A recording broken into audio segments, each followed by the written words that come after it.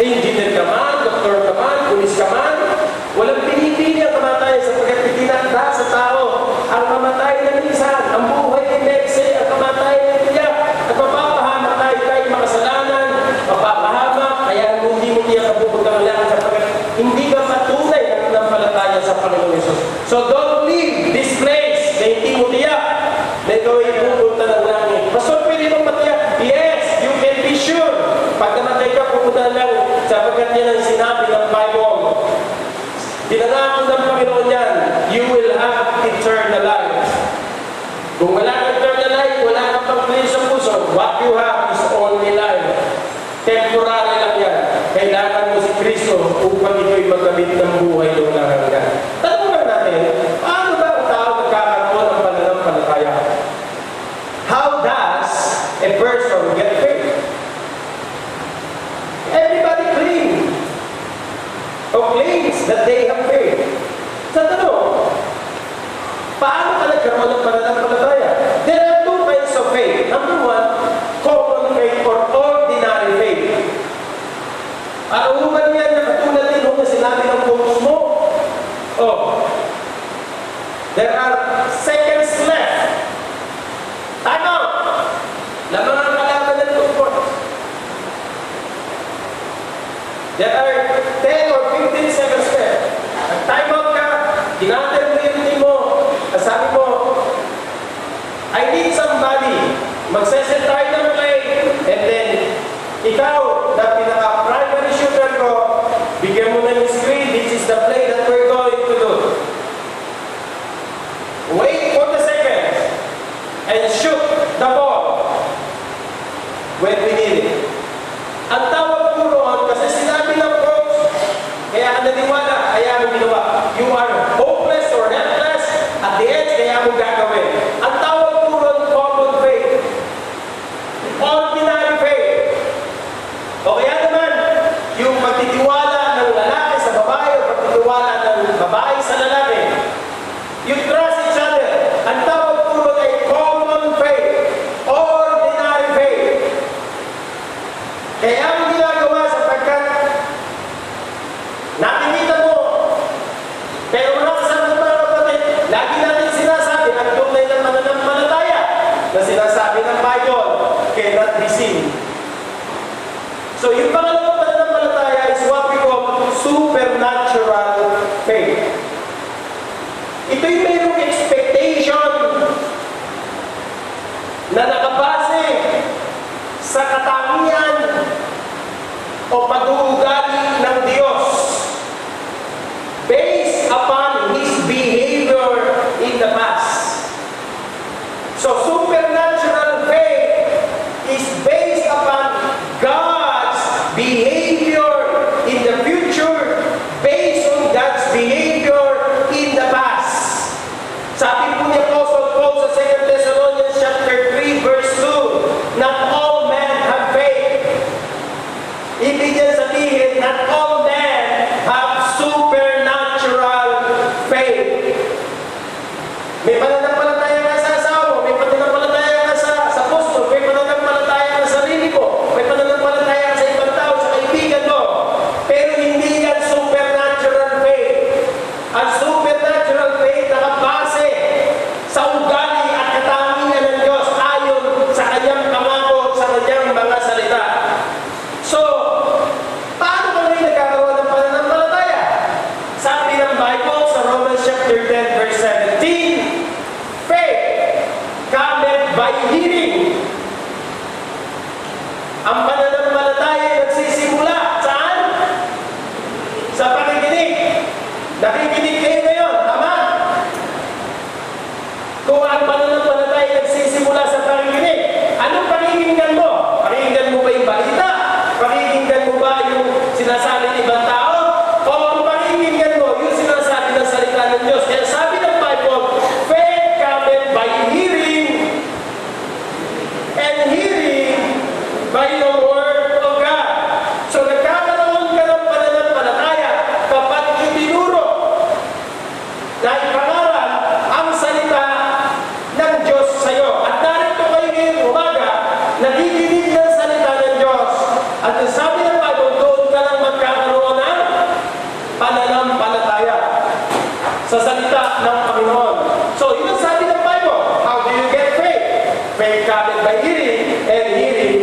the Word of God.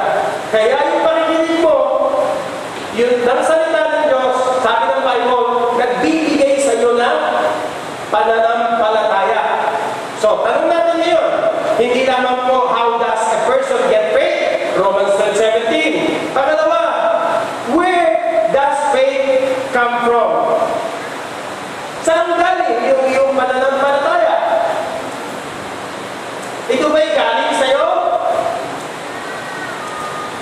Kung supernatural, hindi galing sa'yo yan. Kung common faith, ordinary faith, galing sa'yo yan. Really? That's true. Tignan niyo sabi ng Ephesians chapter 2 verse 8. Ano sabi ng Ephesians chapter 2 verse 8? So yung unang question, how do we get that faith? Where that faith comes from? That's the second question. Tignan niyo sabi ng Bible, for by grace, and he say, what? Through faith. Through faith. And that is not of your what? Yourself. It is a gift of God. So yung faith na yan ay regalo ng Diyos sa'yo. Nung makinig ka ng salita ng palataya, yung faith na yan ay galing sa Diyos at regalo ng Diyos sa'yo. And then biyaya ng Panginoon. Binigay sa iyo ng Panginoon yung pananampalataya na yan. Kaya yung pagtitiwala mo sa knowledge mo sa salita ng Diyos, pagtiwalaan mo ng lubusan. Kasi ang Diyos hindi nagsisinungaling sa'yo. Nangako sa sa'yo. So sabi ng Bible, sa pamamagitan ng pananampalataya. Ang ano? Hindi galing sa sarili mo yung pananampalataya, regalo ng Diyos sa iyo yan. Ano gagawin mo sa regalo? Tanggapin yung ibinibigay sa iyo na regalo. So kinakailangan ng tao makakarinig ng salita ng Diyos. Malaman mo ng sabi ng Bible, for all have sinned and come short of the glory of God. Lahat ay nagkasala at hindi nakaabot sa kaluwalhatian ng Diyos. Romans chapter 3 verse 23. At because we are sinners, sabi ng Bible, hindi tayo makakarating sa langit, hindi tayo makakapunta sa langit, hindi tayo makakapag sa langit, because we are all what? Sinners. Come short of the glory of God. Kahit anong gawin natin, kahit anong kabutihan para maipasa, ano ang merit na gawin natin, we cannot enter and please and get the credit kasi nga po lahat ay supernatural work ng Panginoon. So importante kung makita mo, makasalanan ka, makasalanan ako, hindi ako pupunta ng langit. Sapagkat ako'y makasalanan, hindi pupunta ng langit. Pag namatay ako, sabi ng Bible sa Romans 6:23, ang kabayaran ng kasalanan ay kamatayan doon sa impyerno. Physical death, spiritual death, second death, or eternal death. Lahat ng yan ay paghihiwalay mo sa Diyos. Because we are sinners, separated from God. Pag namatay ka physical, paghihiwalay ka sa Diyos. Kung kaluluwa ng Espiritu, paghihiwalay sa Diyos, magpawalang hanggan doon sa impyerno. Separation. So, tingnan mo sa pag-ibig ng Diyos. Sabi ng Bible sa Romans 5:8, ipinagtagubilin ng Diyos ang kanyang pag-ibig sa atin nung tayo'y makasalanan pa si Kristo namatay dahilan sa atin. So, bagaman tayo makasalanan, mapapahamak, di pumunta ng impyerno, mayroong Diyos na nagmahal sa atin, ayaw niya ka pumunta ng impyerno. Ano ginawa niya? Namatay siya para sa kasalanan mo doon sa Diyos sa Kalbaryo. Narinig mo yun, nalaman mo makasalanan ka, hindi mo lang pumunta ng langit, religyoso ko ba eh. Pero sabi ng Panginoon, mapapahamak ko sa impyerno. At narinig mo yung mabuting balita si Kristo namatay sa krus nung tayo'y makasalanan pa. Ano ngayon ang gagawin mo? Aminin mo makasalanan ka, humingi ka ng kapatawaran, at tanggapin mo yung ibinibigay na regalo ng Diyos sa iyo na buhay na walang hanggan. Pagtiwalaan mo. Kaya ang sabi ng Bible, ang sino mang sasampalataya sa Kanya ay magkakamit ng buhay na walang hanggan. Ipinangako ng Bible yan. 1 John chapter 5 verse 13, these things have I written unto you. Ang Bible po, binigay, sinulat sa atin. These things have I written unto you. What? Believe on the Lord Jesus Christ and you will have what? Eternal life. So, dito mo malalaman na ito'y may buhay na walang hanggan. So, ngayong umaga, dahil ikaw ay makasalanan,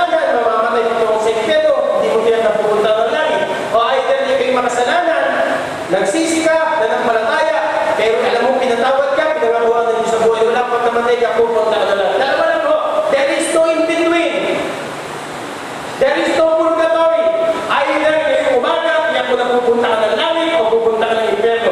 Pastor, hindi ko alam, hindi ko po sigurado. Yan yung oras na ito, ang salvation, ang kamatayan na hindi naghihintay. Kailangan mong gawin yan kasi nga po, any moment, anytime, pwede kang bawian ng buhay.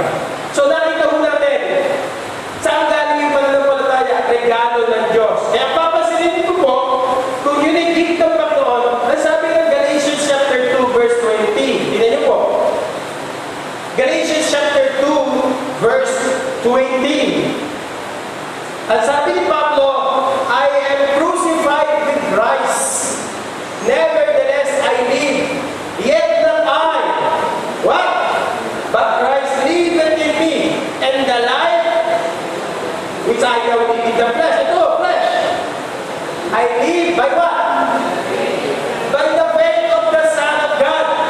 So yung pananampalataya ko sa anak ng Diyos, na umibig sa akin at binigay niya kanyang sarili, yun ho, yung supernatural faith na ibinigay niya sa inyo.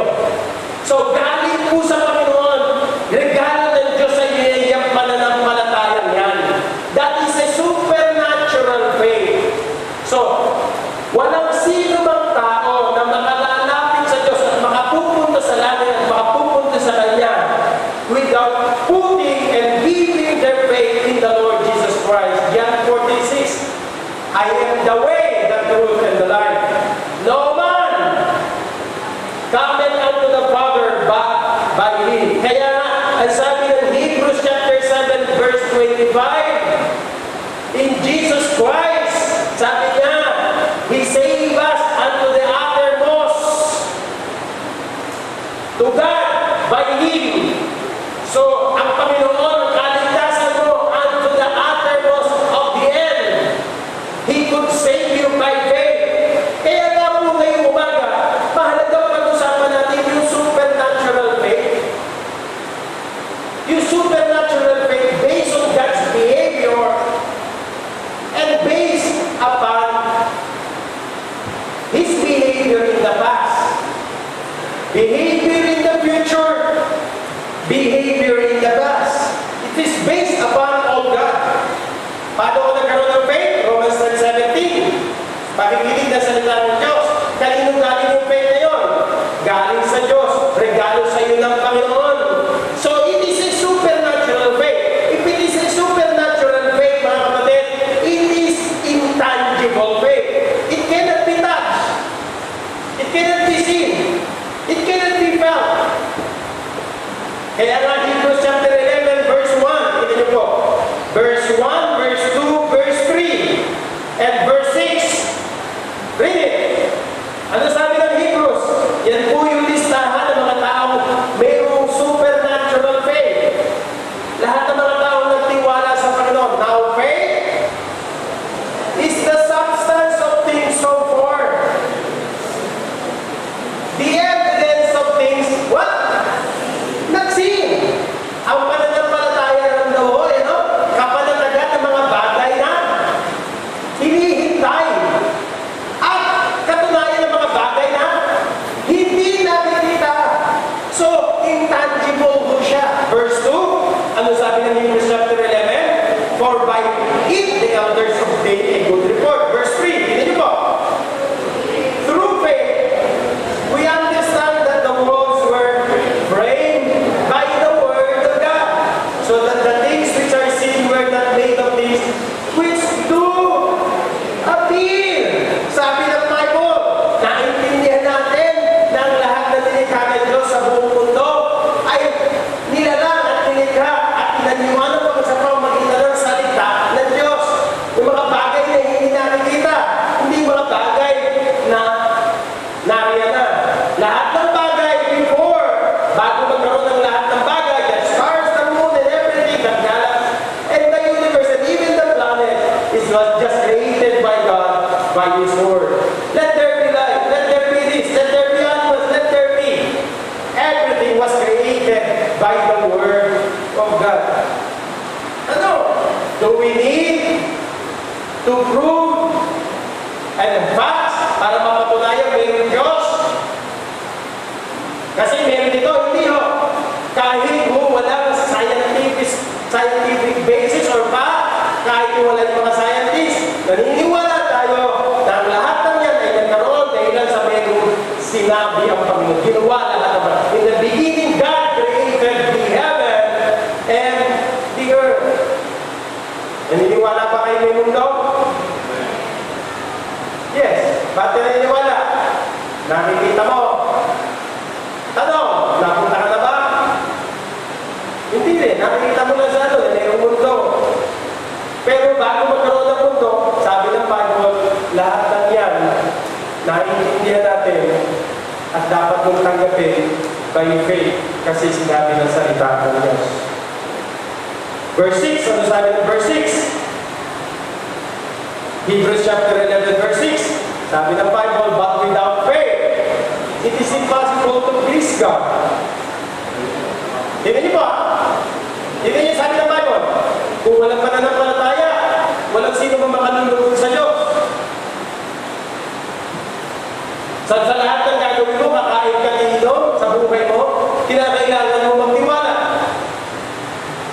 Ang mundo, hindi ka pa nakarating, kinakailangan magtiwala. Ang buhay na wala hanggan, pangako ng Diyos, kinakailangan magtiwala. It takes faith to please God. Pansinin niyo po yung salitang yan. Nalulugod ang Diyos kapag meron kang pananampalataya. Hindi sinabi ng Bible pupunta ka na lang kasi may huge faith ka. Pinag-usapan natin, meron kang faith sa Kanya. Pinagtiwalaan mo pangako niya, then so be it. Pinangako niya buhay mo lang yan. That's it. Sinabi ng Bible, sino man di makakalapit sa Kanya at magbibigay lugod sa Kanya kung walang pananampalataya. So every time na gusto mong lumapit sa Diyos, manalangin, maglingkod, sumamba, lahat ng gagawin mo, kailangan. Pagbibigay, kailangan mo ng pananampalataya. Ano mang pagdududa, ano mang pag-aalangan, ano mang putakot, yan ay kasalanan sa harapan ng Panginoon. Hindi ka nakalulugod sa Kanya. Lahat ng gagawin mo, sabi ng Bible. So paano gagawin? Faith coming by hearing, and hearing by the word of God. Nakalinig ka, naliligtas ka ngayon, di ba? Sabi ng Bible, at dahil tignan mo yung faith na yan, kailangan mo buhay para sa anak ng Panginoon, supernaturally. So kailangan mo yung faith na yan, araw-araw, lumalakad ka sa pananampalataya, at by sight, para malugod ang Panginoon. So, lalapit ka sa Diyos, sabi ng Bible, he that cometh to God, what? Must believe. Why? That He is, na siya yung Diyos.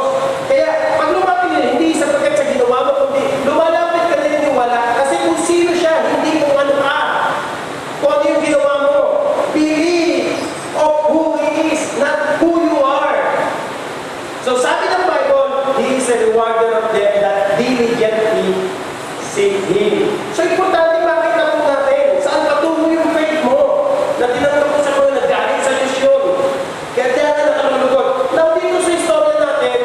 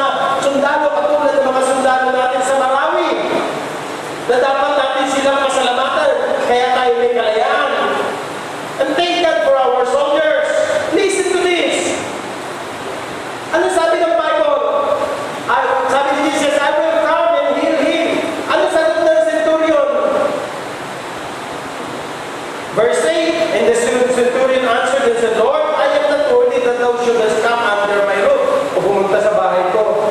But speak the word only, and my servant shall be. Sabi ng Panginoon, pumunta ako sa iyo, pagkagalingin ko yung servant ko. Sabi naman ng centurion, ay, hindi kayo karapat pumunta sa bahay ko. Hindi ko alam kung anong bahay meron siya.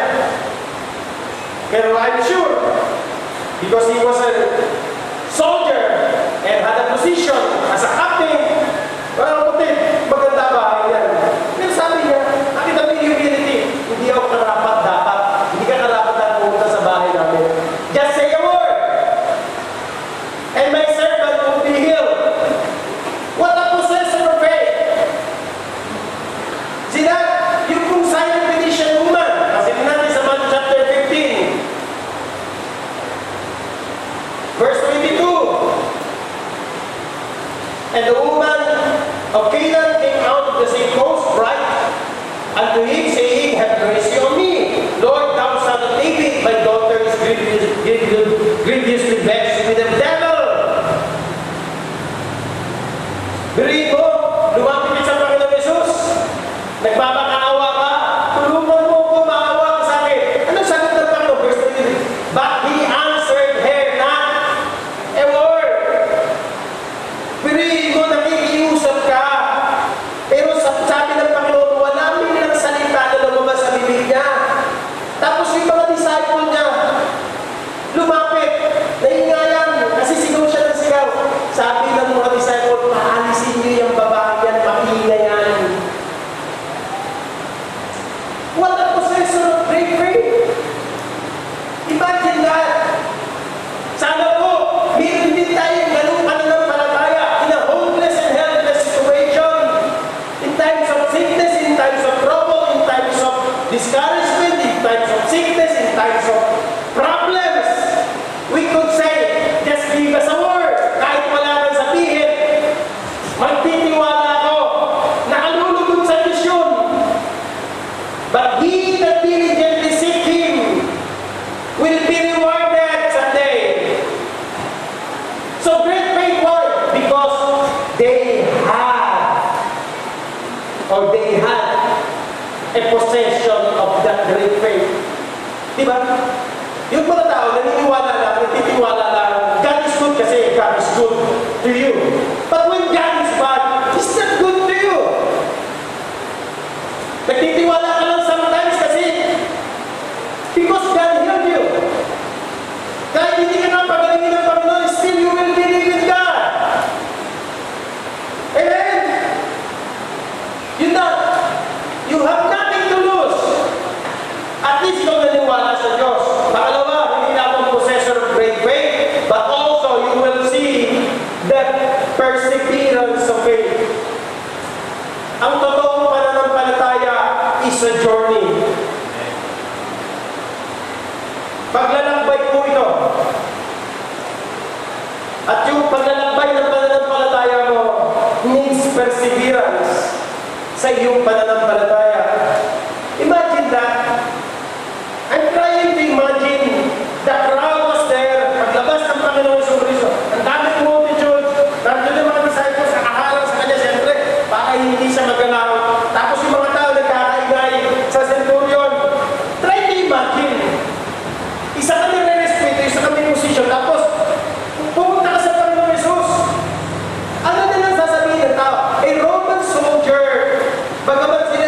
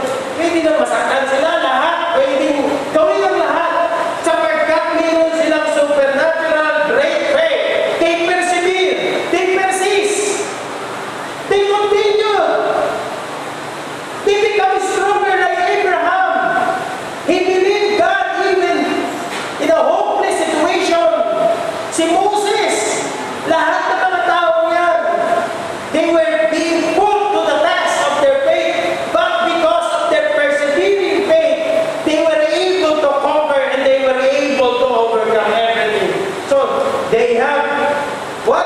Possessions of faith. They have what? Perseverance of faith. Number 3, the prayer of this great faith. Ano prayer ng babae? Lord, have mercy on me. Tama?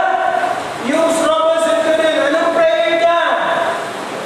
Just say a word, and my servant will be healed. Alam niyo po ba, nung sinabi ng Panginoon sa Roman centurion, I will come and heal your servant. Sabi ng mga komentarista, nung sinabi niyo yun, the doctor was already healed. Kaya pagdating niya sa bahay niya, nagulat siya. Nagulat ba siya kasi bumalik na? Hindi. Kasi sabi niya yung prayer niya, just say a word. Kahit hindi ka na pupunta sa bahay namin, and my servant will be healed. Yung babae, yung Syrophoenician, yung po,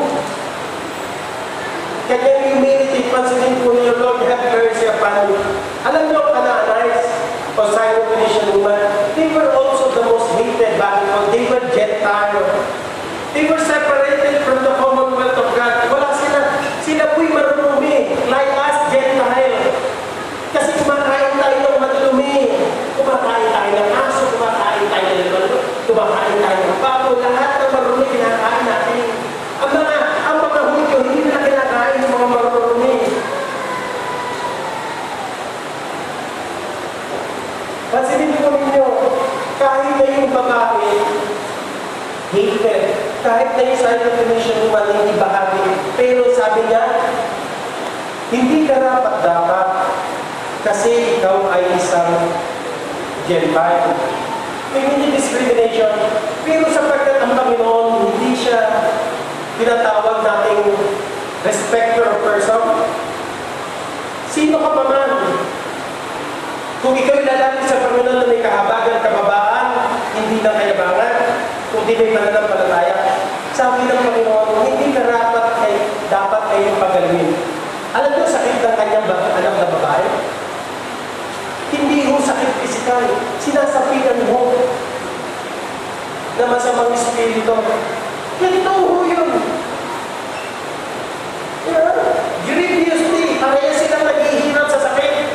Isang pisikal siguro, isang spiritual battle. Hindi lahat ng sakit pisikal. Sakit sa pisikal, kundi may sakit din spiritual. Kung baga mayroong sakit din mental. So, hindi lahat ng sakit mayroong galing sa pisikal. Mayroon ho, yung babae no. Sabi ng Panginoon, hindi na dapat kang pagalingin. Pero sabi niya, kahit lang ho, yung muko na naduhulog sa dulang, na kinakain ng aso, pupulutin ko. Look at that. Pagalingin mo lang ang aking anak. What a prayer! Lord, have mercy upon me! At those na mayroong possession po siya ng supernatural faith and great faith, siyempre mag-persevere, may patient, mag-persist. Hindi niyo po, hindi na nahawakan na kamay, hindi pa na ho napupunta. Intangible siya, indispensable siya.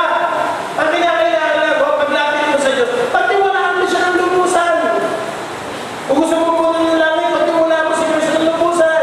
Kung mayroon kang hinihingi sa Diyos, pagkaroon ka ng tunay na pananampalataya, hindi nag-aalinlangan, hindi nanghihina, hindi nadidisappoint, hindi nadidiscourage, hindi nag-uuri, hindi natatakot, kundi Panginoon, have mercy upon me, just say a word. Notice the last, the price of this great faith. The servant was healed. Pagdating sa bahay, galing na. Yung babae anak niya was healed also. Ano yung ibig ko sabihin?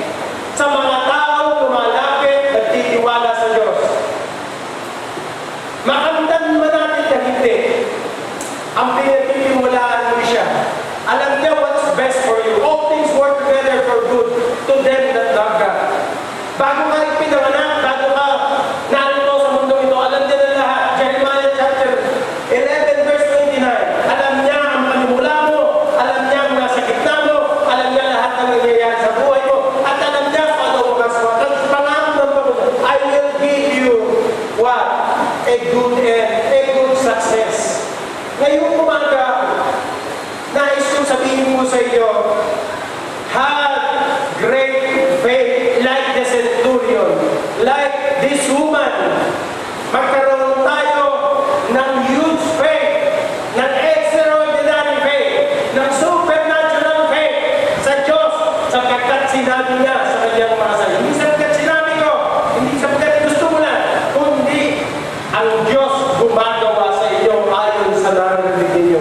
by faith.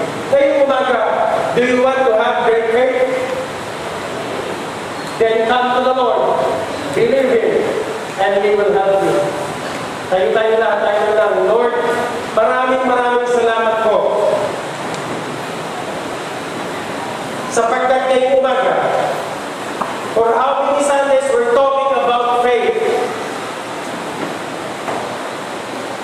Sapagkat sinabi mo, walang sino mang makalalapit sa iyo nung walang pananampalataya. Walang sino mang makapagbibigay lugod sa iyo. No one will be rewarded without faith. If we have doubts, if we have fear, Lord, we sin against you. We cannot please you. Ang pagpunta mo ng langit, hindi mo na kailangan ng great faith. What you need is put your faith in the Lord Jesus Christ according to His word and be saved today. Maraming sinasabi niya, Pastor, habang kayo nakapikit na kayo ko, please close your eyes, bow your head. Maraming sinasabi niya, Pastor, alam ko makasalanan ako, alam ko takot akong mamatay, hindi ako pupunta ako ng langit. Hindi ako nakasisiguro na pupunta ng langit. Pero ngayong umaga, nalaman ko makasalanan ako, mapapahamak ako, si Kristo na magpagkasa ako para pumunta ng langit. Please, Pastor, pray for me. Gusto kong maligtas. Ayoko mamatay na hindi ko natitiyak na pupunta ng langit. Ngayong umaga nito, habang kayo na kayo nakapikit, sinasabi niyo, Pastor, please pray for me. Gusto kong matiyak, pag ako'y namatay, pupunta ng langit. Habang kayo na kayo nakapikit, everyone, bow your head and close your eyes. Sinasabi niyo, Pastor, gusto kong pumunta na langit kung sakali kami gawin ng buhay. Hindi ko tiyak, pag-pray niyo po ako. Nais ko kong matiyak, gusto kong tanggapin si Kristo sa puso ko. Will you raise your hand? I want to pray for you. Sige po, wag ko kayo maiyaw, huwag kayo matatakot. I just want to pray for you. Just raise your hand. Pastor, please pray for me. Nais kong tanggapin si Kristo. Nais kong matiyak, pupunta na langit. Will you raise your hand? Will you raise your hand? Amen. Salamat po. Meron po ba? Salamat po. I see the hands. I see the hands. I see the hands. Salamat po ng marami. Sa taas na kamay, kung nais yung pumunta ng langit at sumampalataya sa kung nahihiya man kayo, iimbitahan ko kayo sa altar dito, lumapit sa akin kasama mo. Mga members, we need great faith to build the great work of God. We need great faith to give for the effort. We need great faith to have miracles right now. Hindi ko alam kung anong katayan at kalagayan mo sa buhay. Come to the Lord and have great faith today. Right now, right here. Habang pumutugtog ng ating organ, taas lang kayo kamay, mga members, if you want have great faith today, supernatural, incredible faith, huge faith, come to the Lord right now. Humingi tayo ng tawad, kung tayo nag-aalinlangan, kung tayo nangangamba, humingi tayo ng tawad, kung tayo nagkakasala at nawawalan ng pag-asa, have faith in God. Increase my faith, Lord. Gusto ko magkaroon ng great faith. Tulungan mo po ako. Just come assured, kung nasa likod kayo, don't look around. It is between you and the Lord. Anong faith meron ka? Anong faith meron tayo? Katulad ba tayo? Ito yung Roman centurion, maraming mawawala sa kanya. Pero alang-alang sa Panginoon, nagtiwala siya. Yung sa Phoenician woman, marahil walang mawawala sa kanya. Pero pinag-uusapan natin, church, hindi yung matalino ka, magaling ka. Ang pinag-uusapan natin, kung nais mo magtiwala at lumapit sa Panginoon at lubusan. By our great faith, we can accomplish great things. Nawawalan ka na ba ng pag-asa? Nagtatanong ka ba? Nahihirapan ka na ba? Nag-i-struggle ka na ba? Ito yung time na kahit hindi dumating ang Panginoon sa bahay mo, kahit wala siyang sabihin salita, kahit na ako hindi mo makamtan yung pinagpe-pray mo, ang mahalaga, lumapit ka sa Diyos at nagtiwala. Ang nahanap ng Diyos ngayon para gantimpalaan niya ay mga tao lumalapit sa Kanya ng buong pagtitiwala. May the Lord be pleased May the Lord reward your faith today. Lord, maraming salamat po sa Roman centurion's faith, sa Syrophoenician woman's faith, sa kabila po, Panginoon, na mga pwede nilang marinig at makita, what matters most na kanilang pananampalataya is the object of their faith, and that is you, Lord Jesus Christ. Lord, maging panalangin namin, hindi kami karapat-dapat, pero sabihin mo na ang iyong mga salita at gagaling kami. Lord, maawa ka, mahabag ka sa amin. Nawa, makita ng Diyos ang kababaan, makita lang natin ng Diyos. Imbis na ikaw ay nagmamalaki, nagmamatigas. Habang may awa at habag ng Diyos sa iyo, manalangin ka, Lord, patawarin mo sa kayabangan ng puso mo sa pagmamalaki ko. Sapagkat pag hindi ka mo bumaba, ibababa ka ng Diyos. Hayaan mo na ang Panginoon itaas ka dahilan sa iyong kababaan at sa iyong pagtitiwala sa Kanya. Walang sino man na makalalapit sa Diyos na walang pananampalataya sa Kanya at walang lubusang pagtitiwala sa Kanya. Lord, nawa po sa aming paglapit, ang panalangin namin, magkaroon ng pananampalataya na katulad ng Roman centurion at ng kanayang unang na pananampalataya. Hindi namin kinakailangan ng mga ebidensya, hindi namin kinakailangan na hipo, maramdaman. Ang mahalaga sa puso at isip namin, gagawin namin, magtitiwala kami sa iyo, susunod kami sa iyo, magpapakumbaba kami sa iyo, mananalangin kami sa iyo, magpe-persist kami sa iyo, sapagkat yung faith namin yung totoo sa iyo, Panginoon. Walang pwedeng magpahina sa pananampalataya na ibinigay mo po sa amin. At kung tunay yung aming pananampalataya, we will persevere, we will continue, we will grow, we will keep on serving the Lord.